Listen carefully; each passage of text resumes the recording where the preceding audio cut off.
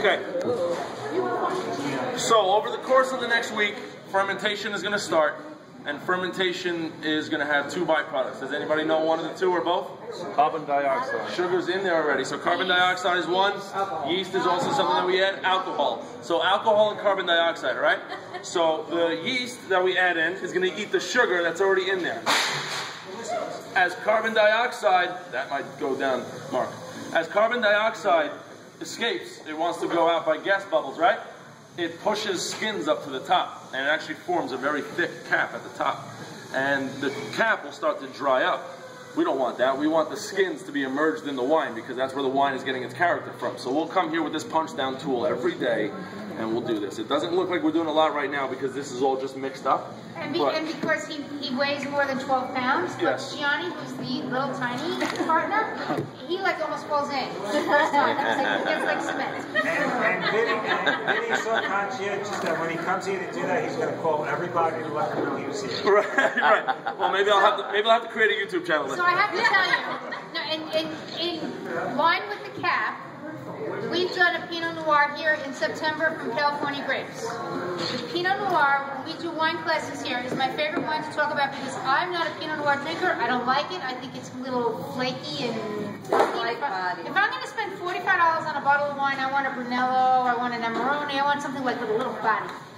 They're $15 retail, $20 retail bottle of Pinot Noir stands up to a $45 bottle of Willamette Valley in Oregon of Pinot Noir. And the reason is because this cap is this fat. It's like cement the first punch down, but they punch it down every day for that first week. So by the time it gets into the bottle, you don't have a weak looking Pinot Noir. You have very bold Pinot Noir. Darker than you've seen anywhere. And the flavor is bold.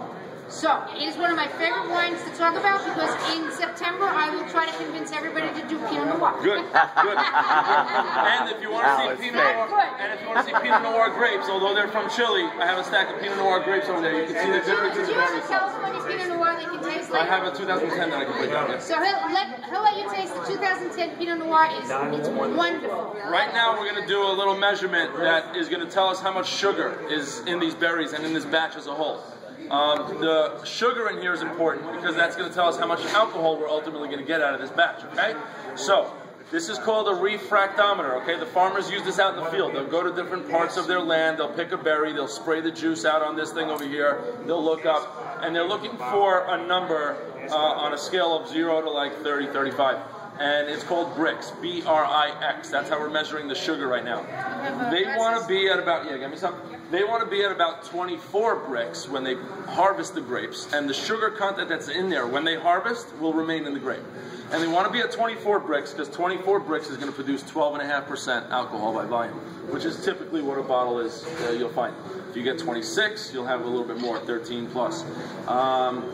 Chileans tend to come in a little bit lower, so we might be around 23, 22, but that's totally fine. We would only get worried. We would only get worried if if it was under like 20, and then the fix would be adding sugar into the batch. It's gonna be very a lot of skins. Okay, so we'll pass some of this around. All right, so I'm going to taste that. Oh, of course, it's just grape juice. It's not like it's just the juice, not the skins, because the skins block the light. Are you kidding me? Then don't pass it on. Don't taste. We don't want you tasting. I don't want you getting poisoned. What do you see there? Well, it's grape juice. Yeah, okay, now it's great. Listen to her. 23 and a half. 23 and a half? All right, pass it around to anybody else that wants to see it. So at 23 and a half, we're going to sit at about 12% alcohol by volume. That's pretty good for us. Is it? Oh, it's awful. What do you say? That I want to see. No, they usually How does it show?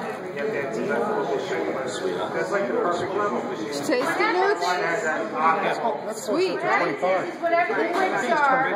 The maximum, it's getting better. Maximum alcohol can be is 55% whatever the Brix are without adding any kind of alcohol to it. So you want the Brix to And I be can't read it at all myself. I can't read it. I can't read it. I got the glasses on. There's your hole right here.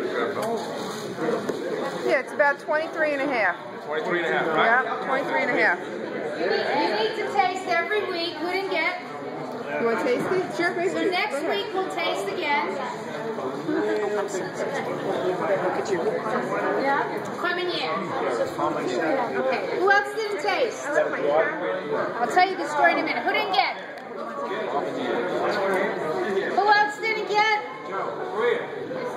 Who else? Hey, how are you? How you doing? Finally, my book. Anthony.